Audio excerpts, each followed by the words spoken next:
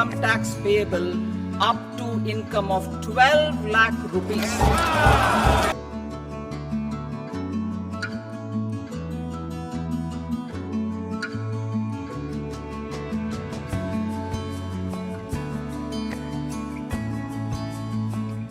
કેન્દ્રીય નાણાપ્રધાન નિર્મલા સીતારમણ દ્વારા આજરોજ સંસદમાં દેશનું સામાન્ય બજેટ રજૂ કરવામાં આવ્યું હતું.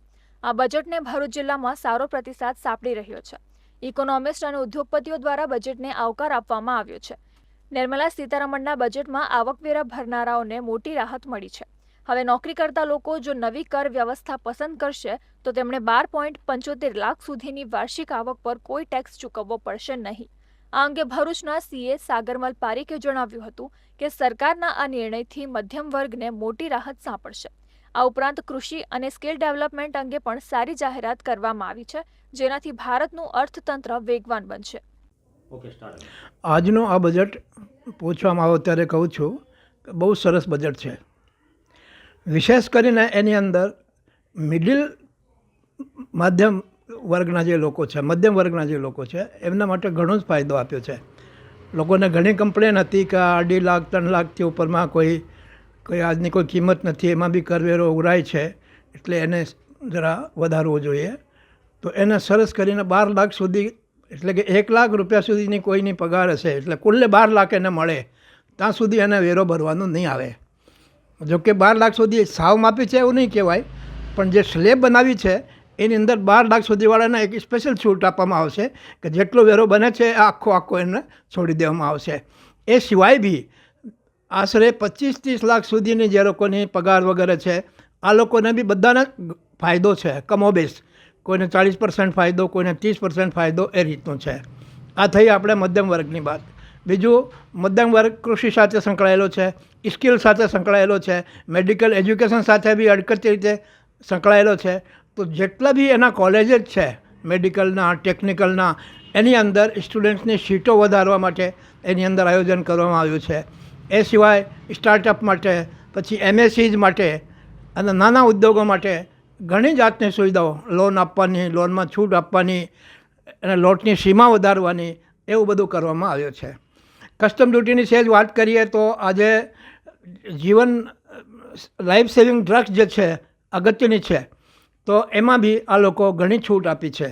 દવાઓ મંગાવો તમે કે દવાઓ બનાવવા માટે કોઈ વસ્તુ તમે મંગાવો એની અંદર કસ્ટમ ડ્યુટીમાં ઘણી છૂટ આપવામાં આવી છે.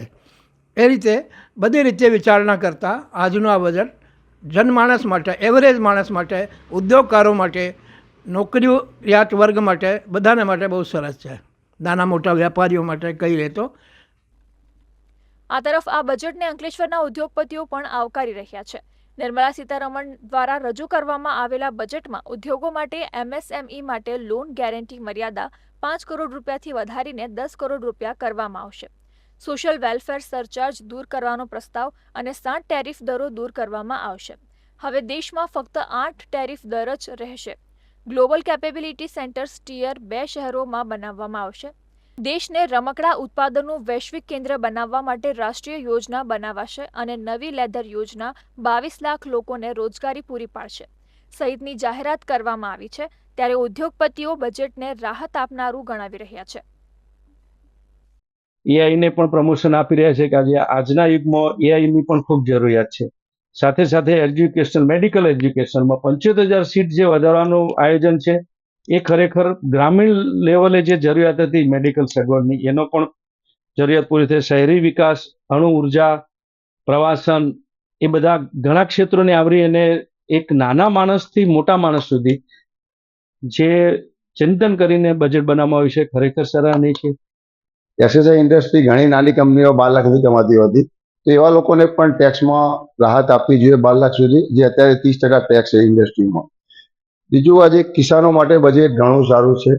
અને એક બીજું, મેડિકલમાં કંઈક 75,000 સીટો જે ઉમેરો કર્યો છે એ પણ એક આપણા દેશ માટે મેડિકલ ક્ષેત્રે ઘણું સારું બજેટ છે, જેથી કરીને ગામડાઓમાં ડોક્ટરોની સંખ્યા જે અત્યારે શોર્ટેજ છે એ કદાચ ભવિષ્યમાં એ પ્રોબ્લેમ દૂર થાય.